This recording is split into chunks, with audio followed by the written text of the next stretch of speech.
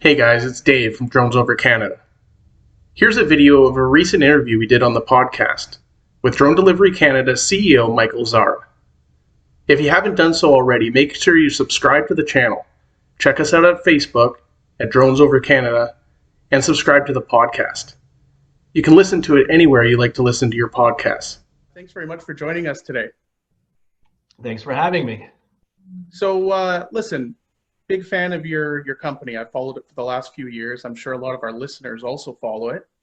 But for those of you, or those of them anyway, that might not be as big into it as I am, are you able to give them a little bit of an overview of the company?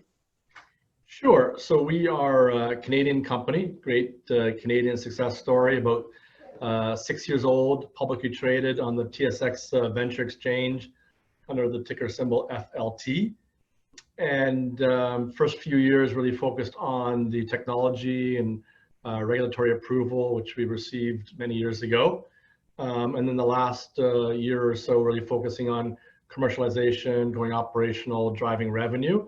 So really 2019 was building out a new facility, our operations control center, commercializing the business, signing some customers, and then 2020 implementing those customers, signing some new customers, and in Q1 of this year, we started generating revenue as well. We go direct in some markets, and about a year or so ago, we signed a 10-year agreement with Air Canada, acting as a reseller agent of our solution in Canada and globally. Awesome. So what's the core of your business for those of our listeners that might not know? Right, sure. So we are, contrary to the name, we are not a drone company. We don't just sell an off-the-shelf drone or a piece of software or something like that. We offer a solution which is a managed service, which means there are certainly hardware and software components to our overall system, but it's sold as a managed service, something like software as a service or device as a service. So a customer would engage with us, we would put in a solution for them. There's a bit of an upfront payment for some of the capital as well as the implementation. And then it's really a monthly flat fee as a managed service. We provide the system.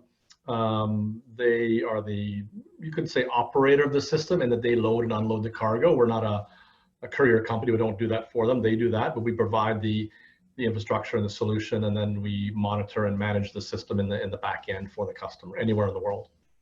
Okay, cool. So I know you say you're not a drone company, but as you know, our podcast is all about drones. So you obviously have a fleet of drones. Are you able to detail a little bit about them and the different technology that you have on them?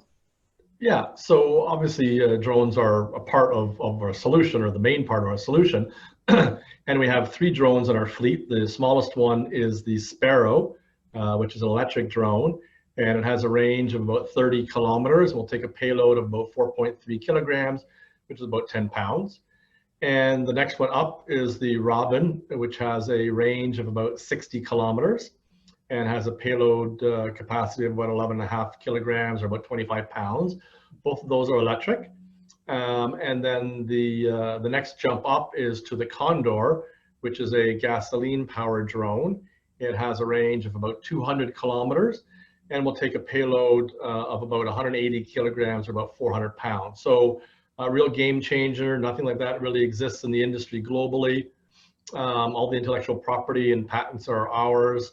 The Condor doesn't replace the Sparrow, the Robin, very different applications. And really the vertical markets that we address are extremely broad, and the use cases are extremely broad. So I can talk a little bit about the use cases. So prior to the pandemic, really there were 2 high-level use cases. The first one was difficult to reach locations. So it could be indigenous communities, which are often remote. It could be non-indigenous communities that are not connected very well to large urban centers. It could be oil and gas or mining projects that are often remote, or oil rigs at sea, or anywhere where access is difficult.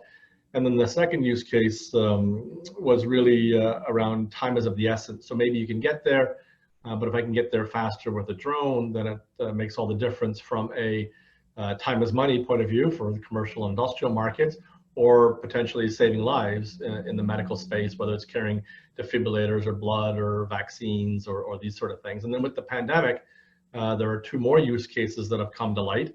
One of them is the ability to limit person-to-person contact while maintaining the supply chain. So a lot of First Nations communities or hospital campuses or anybody in healthcare, they want to limit cross-contamination between buildings or limit outside access to their facilities so they don't introduce the pandemic.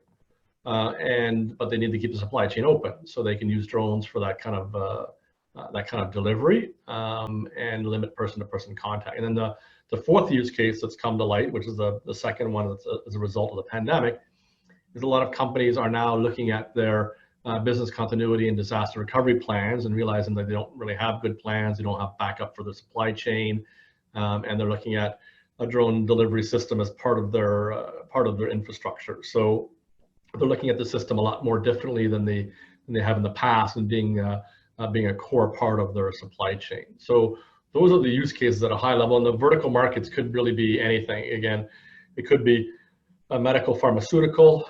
We can temperature control the cargo. For us, the cargo goes inside the drone. It's not hanging out of the drone in a little cardboard box on a string or something like that some of our competitors are doing, or velcroing on the leg of a drone or something like that. Ours is a lot more sophisticated and more robust than that. So we can carry pharmaceuticals, carry vaccines, carry blood, anything related to healthcare. And then mining, a lot of the open pit mines are very remote. They need to move things in and out, or even within the mine, repair parts, urgent parts or documents or environmental samples that go out for testing. Oil and gas on land, or an oil rig out to sea, even just something like postal mail, e-commerce. There's a lot of communities that are very remote, and it's a real pain point for post, for courier, logistics companies to get to remote communities, and it's a huge cost as part of the overall delivery, just the last mile. So and then military applications or government or anything like that. And then it's important to note that in addition to moving sort of traditional cargo, we don't really care what the cargo is. So the cargo could be sensors or specialized cameras that people could be using for mapping or border security or any kind of those applications, or inspecting pipelines or transmission lines, which are usually done with very expensive and very dangerous and not always available helicopter services. So very, very, very, very broad applications in terms of use cases and vertical markets. So Michael, you touched on something there I was going to ask you about anyway, and that's the COVID-19 era. Would it be fair to say that, as bad as it is for industry across the world, really, that Drone Delivery Canada has really been able to make lemonade out of the lemons? Yeah, I mean, I don't know that I would say it like that, but I understand what you're saying. I mean, obviously the pandemic is a bad thing. We wish it didn't happen, but there are industries, such as ourselves and anybody who's manufacturing PPE and these sort of things, which are directly connected with being able to provide solutions for the pandemic. And you're right, we're one of those industries. So definitely the pandemic has generated more use cases, as I mentioned, and more applications. We've had a significant increase in activity from federal, provincial government, inquiries from First Nations communities and healthcare. So definitely it's raised the profile of the business and raised the profile of the industry. And we have 3 projects that we announced over the last little while that are specifically COVID-19 related. One of them is Beausoleil First Nation, which is a First Nations community in Ontario. The other is Georgina Island First Nations community, also in Northern Ontario. And both of those they're very, very similar. Both of them are First Nations communities that have a portion of the community on the mainland, a portion of the community on an island. They want to eliminate or minimize ferry traffic to not have the virus brought into the community, limit outside people coming into the community, but they want to keep their supply chain open. So they are using the Sparrow to be able to move COVID-19 related products in and out of the community. So an example, we could bring swabs into the community. They don't have islands on these, they don't have hospitals on these islands in the community. So a nursing station, for instance, could use the swabs to do testing. Then we would take the Sparrow, take the swabs out of the community to go off for analysis for COVID-19. And then also with DSV, who is our one of our large customers, we have a second route with DSV where we're going off their property to one of their customers with healthcare related products. So definitely we've seen an increase in activity and projects because of the pandemic. Yeah. So, from what I've read, a lot of your cargo is very valuable, obviously, and you have a little bit of an infrastructure to protect that cargo for your clients, as well as to enable things like the drone to be launched and recharging and stuff like that. Are you able to detail that infrastructure a little bit for us? Yeah, so it's not a capital intensive business, but definitely our preferred model is to fly from a depot to a depot, what we call a drone spot. And that depot has has access control, so it's got an automated door. It's got a barcode scanner for scanning a barcode on a package for tracking the movement of the package and when it's delivered and proof of delivery and these sort of things.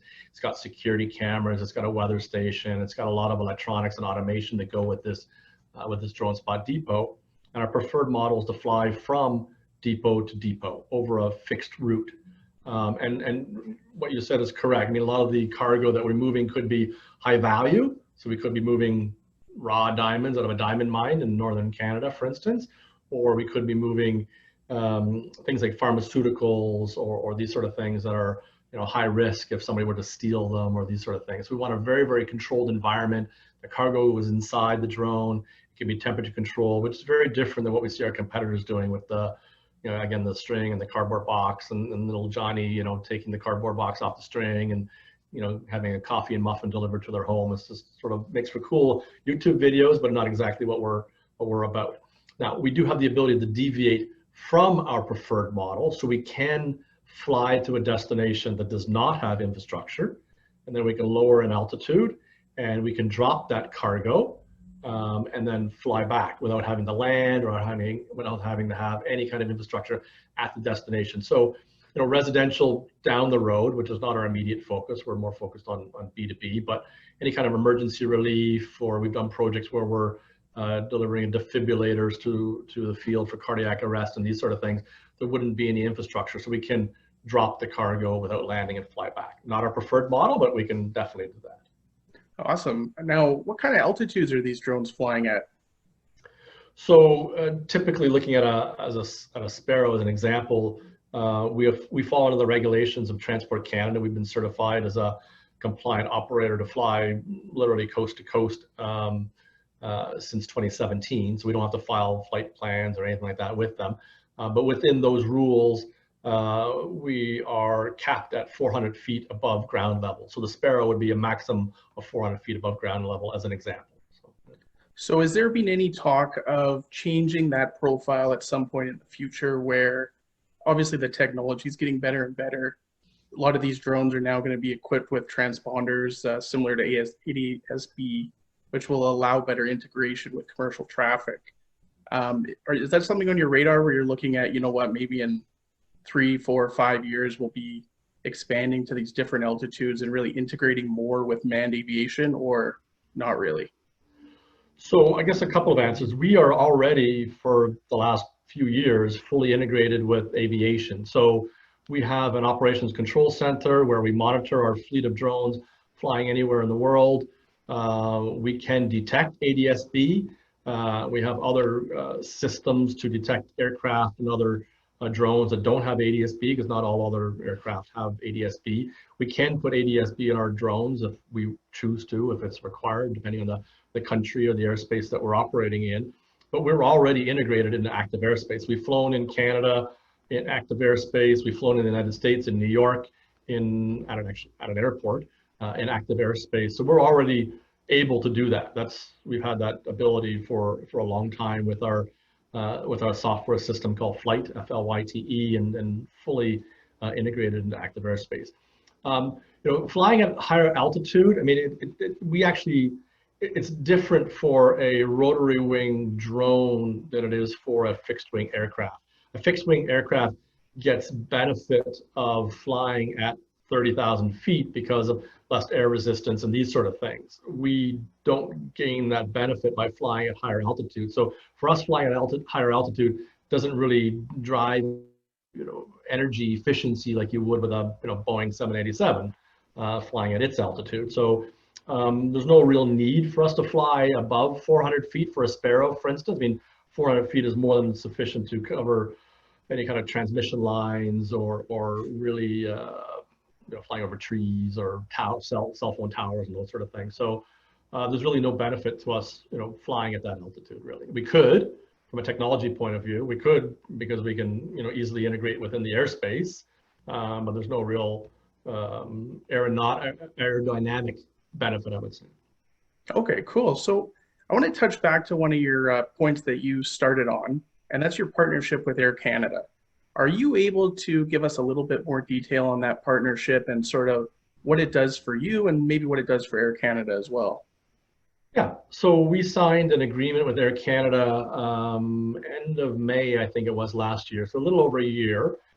They'd spent quite a bit of time doing their due diligence, looking at other companies globally, and they came to the conclusion, rightfully so, that we were the best partner. So they signed a 10-year agreement with us. They are exclusive. They're exclusive to us in that they are not working with any other drone company. We have the ability to partner with other resellers should we choose to, other than Air Canada. But right now we are partnered with Air Canada. It's a 10-year agreement. They are a reseller agent of our solution. The focus was initially on Canada just because we're both here and it's just easy. And then the intent was to go internationally over time.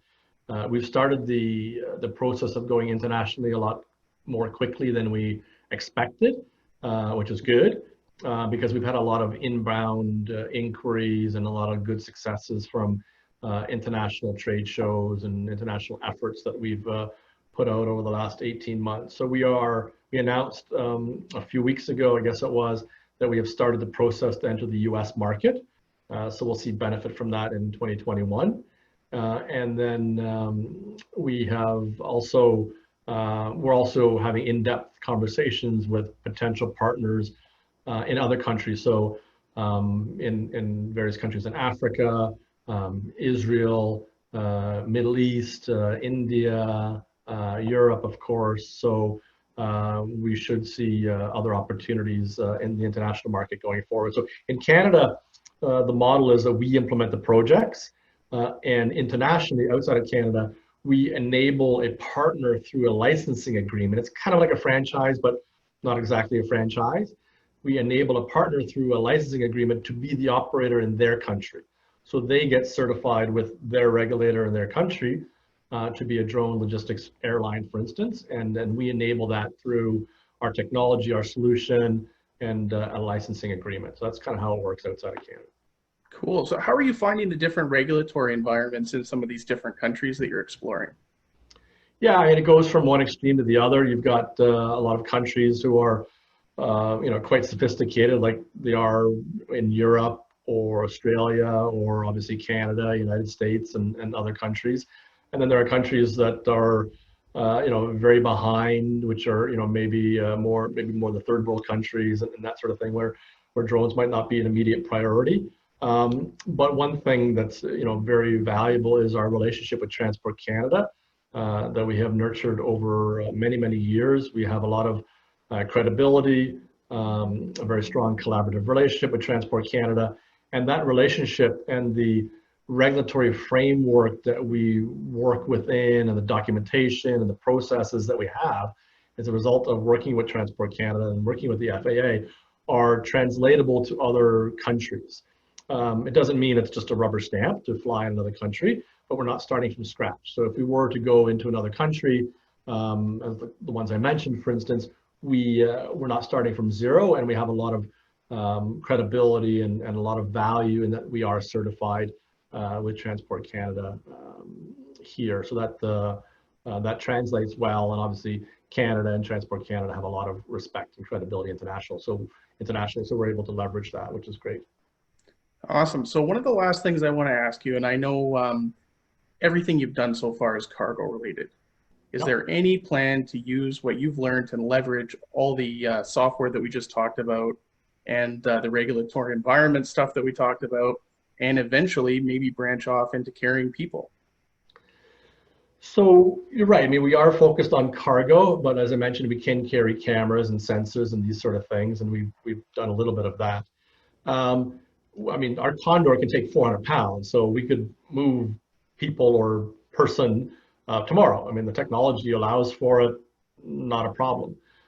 It's really depends on the regulations in the particular country. So in Canada, we would not be able to move people. But you're right, you can envision a future where unmanned drones, unmanned taxis could move people. I mean, if you take a flight on a 787 from Toronto to London, England, I'm guessing 99% of that flight is automated with the computers on the aircraft. We don't intend to replace pilots, obviously, that will never happen.